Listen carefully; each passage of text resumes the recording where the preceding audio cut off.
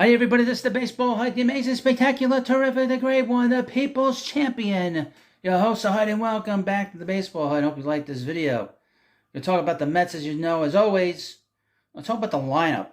Obviously, with the Mets are going to be looking for pitching, but they need offensive help. They've had some of the worst offensive output in history's ball club. Specifically, early in games, they struggled to score runs in the first inning when they were so good in 2022.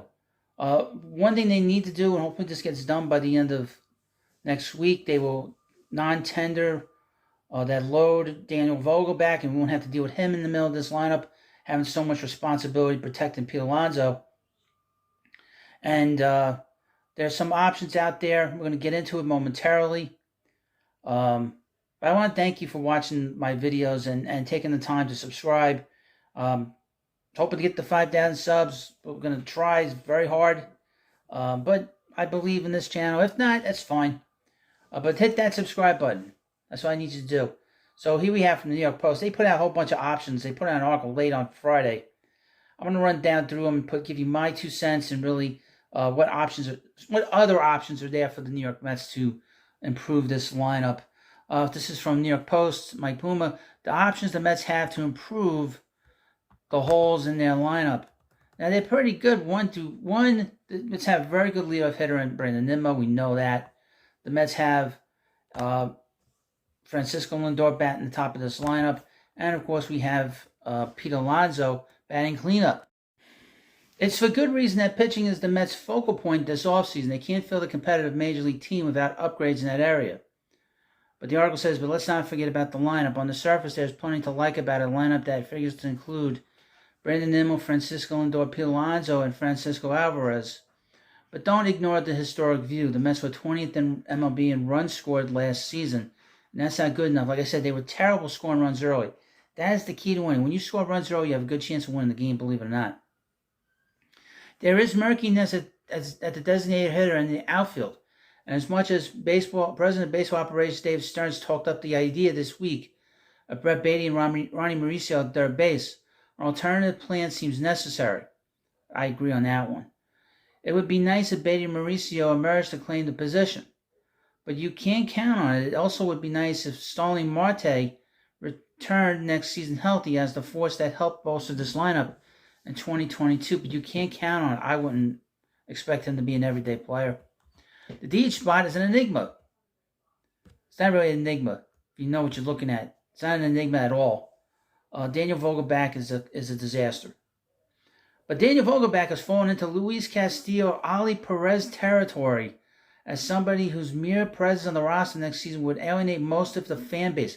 It's funny about Ali Perez. The announcers and the media, they love Ali. But we fucking hate that guy.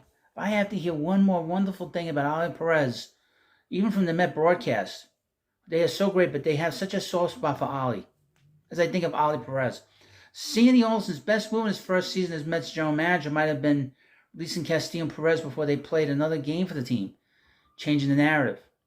The newly arrived Stearns has that opportunity with Vogelbach, with next Friday's non-tender deadline looming. God forbid he's here. Because if he is here, you will see an explosion. That's the best way to describe an explosion. It won't be a roast. It'll be a complete, total nuclear meltdown here. Last offseason, the Mets channeled their energy into pitching heading to the winter meetings in San Diego. Well, that worked out well, didn't it? At least they didn't get stuck with Jacob deGrom and his bad elbow. But then they had to deal with Justin Verlander, who's 100 years old. And the lineup became almost an afterthought. It left the Mets scrambling in a sense, trying to get in late on Carlos Correa after disagreeing with the Giants' fizzle because of physical concerns. This offseason, heading to Nashville, Tennessee for the winter meetings, maybe the Mets will be more proactive with addressing the lineup. This team needs another bat in the middle of this lineup in the worst way. They need a 5-hitter, preferably a right-handed hitter, to be honest with you. But we'll see. But here's the first name. This is the we'll see kind of name. Shohei Ohtani. Is there any team with significant financial resources that should be considered the best player on the planet? The Mets might be looking to reduce expenditures, but they have a chance to get Ohtani, and his 1066 OPS from last season is a no-brainer. Mets owner Steve Cohen is said to be a huge fan of Japanese culture and food, but now he should be a huge fan of Japanese ball players after receiving optimal return from Kodai Senga in his rookie season. The optimal. This is, above average. He pitched great. He's probably going to finish second in the Rookie of the Year voting. Yoshiyama Yamamoto could be next in the rotation. We'll see about him. The Mets are going to have some competition with the Yankees. If the Mets were to sign Ohtani, it'd be as a DH for the first season, until his right elbow strengthens from surgery to address his torn UCL. We'll see about that. Justin Turner. The idea of the former Mets infielder returning to Queens in a jack-of-all-trades role is intriguing. Isn't that what he had when he was here the last time? Turner could provide insurance at third, but also play second and serve in the DH role. Turner, who recently declined his 24-player option with the Red Sox, turns 39 this month, and the Mets would run the risk of becoming the team that had him before and after he was a good player. I think that's a problem. But maybe we get Marlon Byrd to show him some new tips. You never know. Even so, Turner had an 800 OPS last season and has been a strong clubhouse presence throughout his career. Teoscar Hernandez. Now, I'm a little leery of him as I was reading and looking up his numbers. He strikes out a lot. This could fall into the category of the Mets' Tommy Pham signing last offseason, a proven veteran with power who can bounce between the outfield and DH if necessary. Hernandez is a strong player defensively, but he doesn't have a good arm. The Mets have questions about Marte, who still has 2 years and $39 million remaining on his contract, and Hernandez could help give the Mets protection in the outfield. Jeimer Candelario. He rebounded after a down season with the Tigers and would give the Mets a switch hitting option at third base, where he was strong defensively for the Nationals after arriving from the Cubs. He played well for the Nationals and the Cubs. I would mention that when he played with the Cubs, he played first. Again, it comes down to how much faith the Mets have in Beatty and Mauricio. I have zero faith in Brett Beatty. Mauricio, I need to see more of at the plate, but he does swing and miss a lot of pitches. The thing that they said about him in the minors is very true. Kevin Kiermaier. Stearns said this week that he's content with Nimmo in center, but would consider moving into a corner spot if there was an opportunity to improve the team. Kiermaier just won a 4th Gold Glove in center field and brought a respectable 265, 322, 419 slash line to Toronto's lineup. When I hear the name Kevin Kiermaier, I hear the name Kevin Pillar. That's what I see in Kevin Kiermaier. And the fact that the Rays gave up on him 2 years ago, let the buyer beware. I'll give you a couple other names of obvious guys. J.D. Martinez. Obviously, I actually got my list here. Got my list of names. J.D. Martinez would certainly help. He'd be the DH on this club. They need a presence in that lineup. And the one thing about Martinez in his career is he has a presence and he hits good pitching. That's the one thing. The Mets need to get another hitter in here that hits really good pitching. Another name to mention that they didn't mention here is Jorge Soler, who they can play in the outfield. He's not a great outfielder, but you can DH him. He hit a lot of home runs last year in a very big ballpark down in Miami. He's a guy I would be very, very interested in having. A guy to sort of look at, although I don't like his reputation. He's a bit of a jerk, at least when the Mets have gone up against him. And that's Rhys Hoskins. I would only have him here if I felt that the Mets were going to keep Pete Alonso. That way you can put Hoskins as the DH, and maybe once in a while spell Pete if you have to. But I'd rather DH Hoskins than play him at first, because if he's playing first, that means in all likelihood Mets have traded Pete Alonso, and I don't like that prospect, quite frankly. But those are really the guys that I would look at that are on this particular article. In this particular article. And you never know who might get traded. Juan Soto was out there, obviously.